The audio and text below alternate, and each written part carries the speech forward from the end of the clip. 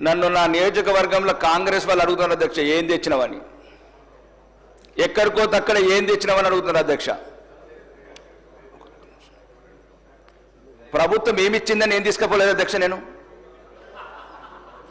ప్రతి ఊర్లో అయితే ఎమ్మెల్యే ఏం తెచ్చాడు, ఎమ్మెల్యే ఏం తెచ్చాడు అని అడుగుతున్నారు అధ్యక్ష. ప్రభుత్వం ఇచ్చింది ఏంది, నేను తీసుకపోలేదు ఏంది అధ్యక్ష. ఒక్క నిమిషం. గౌరవనీయ రవాణా శాఖ మంత్రి గారు, నేనేమంటున్నానంటే అభివృద్ధి లేదు, అవమానం మళ్ళీ మీరే ఎత్తారు.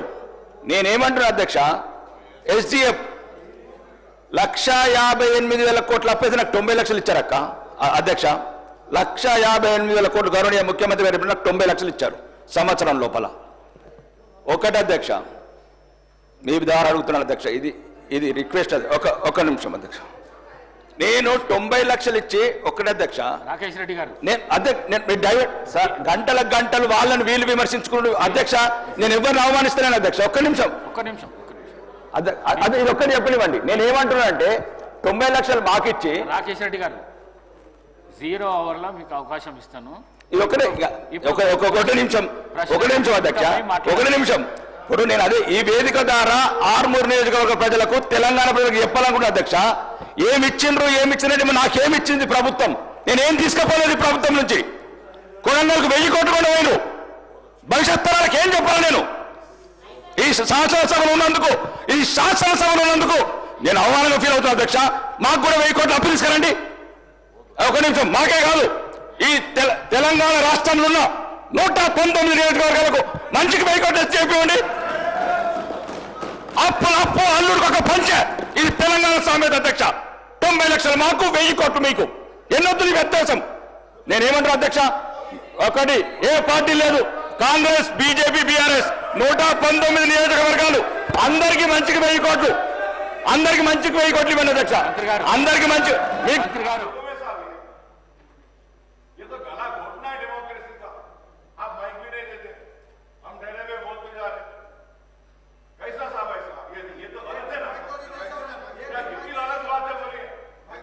आप चाह रहे नहीं हो ना बोले तो ठीक है सर, हम वॉकआउट कर लेते हैं,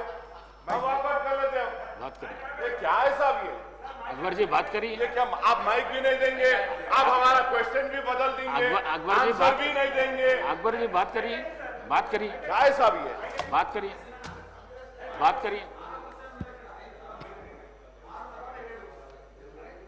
Honorable Speaker, sir, with all due respect to your chair, sir, to your office also, sir, I would just like to mention is that, sir, before 11:30, you're finishing the question hour, sir. There were still 3 to 4 minutes there, sir.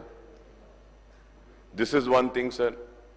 Sir, the second thing, sir, you could have postponed the question. Straight away, if you go to 0 hour, that means that this question is deemed to be answered. Rest of the questions. Thirdly, sir, I give one question, and the question which I have asked is being deleted. It is not the exact question that I have asked, sir. Sir, I had asked for the details of the GOs and BROs issued from the December month, sir. Sir, वो question में से निकाल दिए, sir. ये कैसा है, sir? ये क्या ऐसा हाउस को रन करेंगे, sir? ये डेमोक्रेसी है, sir? Sir, at tomorrow, yesterday, sir. Yesterday at 9:30 we got the agenda, sir. 9:30, sir. Before 3 o'clock, 3 a.m. in the morning we are getting the agenda. How do we prepare, sir? And earlier, sir, there was a precedent and a parliamentary practice which this house had. All the floor leaders used to be provided with the answers of the questions which comes every day, sir. Ab aaj they are saying, sir, they will not give us the answer unless and until the Honorable Speaker reads the question, sir. Sir, I really fail to understand, sir, why this new practices. Congress is in power for so many years. 5-6 terms, sir, I have been here. Question के answer देते, sir, ऐसा करे तो कैसा साहब आप बताइए, sir. Sir, अब हम रमजान में रोजा रहते हुए पानी नहीं पीते, हम कुछ नहीं, उठ के आके पूरा प्रिपेयर करके, नहीं भाई हमारा रिलीजन, हमारा बिलीफ, हमारा रोजा हमारा पर्सनल थिंग है, काम है बोलकर आ रहे. उसके बाद भी ऐसा करे तो कैसा, सर? फिर आप माइक भी नहीं दे रहे. सर अगर ऐसा करना है बोले तो सर ठीक है सर, हम अंडर प्रोटेस्ट कि this government is really failing to conduct the house and stopping the questions, changing the questions, not giving the answers, and really killing the democracy and this house, sir, on the protest of this, sir. और इसके एहतजाज में हम समझते हैं कि ठीक है सर, हम वॉकआउट करते हैं सर। आप ये जरूर बोलूंगा सर कि ये गांधी भवन नहीं है, ये असेंबली है, असेंबली की तरह चलाइए, गांधी भवन को गांधी भवन की तरह चलाइए। మీరు కూడా మీకు మీరు తిట్టుకున్నట్టే తప్ప నన్ను అవమానించినట్టు నేనైతే భావిస్తలేను। ఇక్కడ వెంకటరమణారెడ్డి కామారెడ్డి శాసనసభ్యుడు అనే బదులు కామారెడ్డి శాసనసభ్యుడు వెంకటరమణారెడ్డిగానే గుర్తింపు ఉంటుంది తప్ప శాసనసభ్యుడిగా ఎప్పుడు ఉంటారు కానీ పేర్లు మారుతూ ఉంటాయి, ఎవరో ఒకరు శాసనసభ్యులు అవుతారు। కానీ ఇవాళ నేను కనీసం 84 ప్రశ్నలు ఈ శాసనసభలో ఇక్కడ నేను ప్రశ్నలు ఇవ్వడం జరిగింది। దానికి సుమారు 8 మట్టుకే నాకు రిప్లై ఇవ్వడం జరిగింది। అంటే 84లో 8 పోతే 76 ప్రశ్నలకు ఇప్పటికి సమాధానం రాలేదు। ఇది శాసనసభ పరిస్థితి। ఇది ఎమ్మెల్యేగా నేను ఇచ్చినాను కాబట్టి నాకున్నటువంటి మర్యాదను ఏ రకంగా నేను స్వీకరించాలో మీరే తెలియజేయాలి। ఇకపోతే రైట్ ఇన్ఫర్మేషన్ యాక్ట్ ప్రకారంగా మీరు ఇస్తలేరని చెప్పి నేను రైట్ ఇన్ఫర్మేషన్ యాక్ట్లో సుమారు 86 ప్రశ్నలు ఇస్తే ఒక్కొక్క ప్రశ్నకు ఒక్కొక్క విధంగా ఇచ్చారు। ఎగ్జాంపుల్ హెల్త్ డిపార్ట్మెంట్ తీసుకుందాం। రైట్ ఇన్ఫర్మేషన్ యాక్ట్లో ఇస్తే ఇక్కడ మంత్రి గారు ఉంటే శాసనసభ వ్యవహారాల మంత్రి గారు అయితే చూస్తున్నారు కాబట్టి చెప్తున్నాను, ఇక్కడ ఉన్న అందరు మంత్రులు కూడా గమనించాల్సిన అవసరం ఉంది, తోటి శాసనసభ్యులు కూడా గమనించాల్సిన అవసరం ఉంది। ఈ పరిస్థితి రేపు మీకు రావచ్చు, నాకు రావచ్చు, పక్కనున్న వారికి రావచ్చు, ఎవరికైనా రావచ్చు। కానీ ఆ పరిస్థితి వచ్చినప్పుడు బాధపడే కన్నా ఇటువంటి ప్రాక్టీస్ను మానేయడం మంచిదని అంటున్నాం।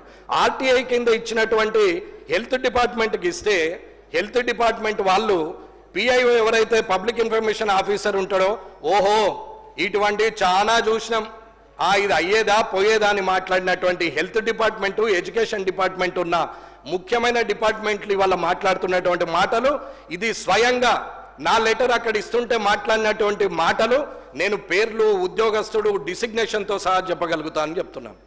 ఇది మంచి పద్ధతి కాదు అధికారులకు అని చెప్తున్నాం। ఎడ్యుకేషన్ డిపార్ట్మెంట్ని అడిగితే 86 క్వశ్చన్స్ ఇచ్చినటువంటి అన్ని డిపార్ట్మెంట్లు ఏదో ఒక రకమైన సమాధానము 6 జే ప్రకారంగా ఇస్తే 6(1) ప్రకారంగా ఇస్తే 2 జే ప్రకారంగా లేదని చెప్పి ఇప్పటి వరకు ఎడ్యుకేషన్ డిపార్ట్మెంటు ఇప్పటివరకు ఇవ్వలేదు। ఇది ఎమ్మెల్యేకు ప్రభుత్వం ద్వారా వస్తున్నటువంటి అధికారులు ఇస్తున్నటువంటి మర్యాద అని చెప్తున్నాం। ఇన్ఛార్జ్ మినిస్టర్లు ఇవాళ అక్కడ ఓడిపోయిన వారి ద్వారా అక్కడ పార్టీ పరంగా మీరు ప్రొసీడింగ్లు ఇస్తా ఉంటే, మీ వాళ్ళు పోయి అక్కడ కొబ్బరికాయలు కొడతా ఉంటే, ఇక్కడ ఉన్నటువంటి గెలిచిన ఎమ్మెల్యేలు ఏం చేయాలనేది ప్రజలు గమనిస్తారు కాబట్టి ఈ శాసనసభ ద్వారా చెప్తున్నాం। అన్నా మేమేమి పోలీస్ ప్రోటోకాల్ కావాలని అడగట్లేదు, మేము పోగానే అధికారులు మాకు ఎదురు రావాలని అడగట్లేదు, భయం అన్నా ఇది నిజం। 0 అవర్లో మాట్లాడకపోతే నేను మాట్లాడేది ఒక్కటే అన్న అధ్యక్ష, ఒకటే మాట నేను మాట్లాడేది నిజం। నేను మాట్లాడాలనుకుంటే ఈ శాసనసభలో ఇప్పటి వరకు ఇది 4సారి నడుస్తున్నటువంటి ఈ సమయంలో నేను ఏ రోజు మితిమీరి మాట్లాడలేదు, ముందుకొచ్చి మాట్లాడలేదు, అరిచి గోలబెట్టి మైక్ తీసుకోలేదు, బెదిరిస్తే అడ్జస్ట్ అయిపోయి మీరు మళ్ళీ నాకు అవకాశం ఇచ్చే అవకాశాన్ని నేను తీసుకోలేదు, నేను ఎక్కడా బెదిరించలేదు। నాకు అవకాశం ఇస్తేనే మాట్లాడుతున్నా, నేను హుందాగానే ఉంటున్నా, నిజాన్నే మాట్లాడుతున్నా। మీరు మంచి చేస్తే మంచి అని చెప్పినాము। ఆరోగ్యశ్రీ పథకం 10 లక్షలకు రేవంత్ రెడ్డి గారు ముఖ్యమంత్రి గారు పెంచితే నేనే ఆ కార్యక్రమానికి పోయి నేను ఆయన్ని పొగిడినా తప్ప నేను ఆయనను తిట్టలేదు।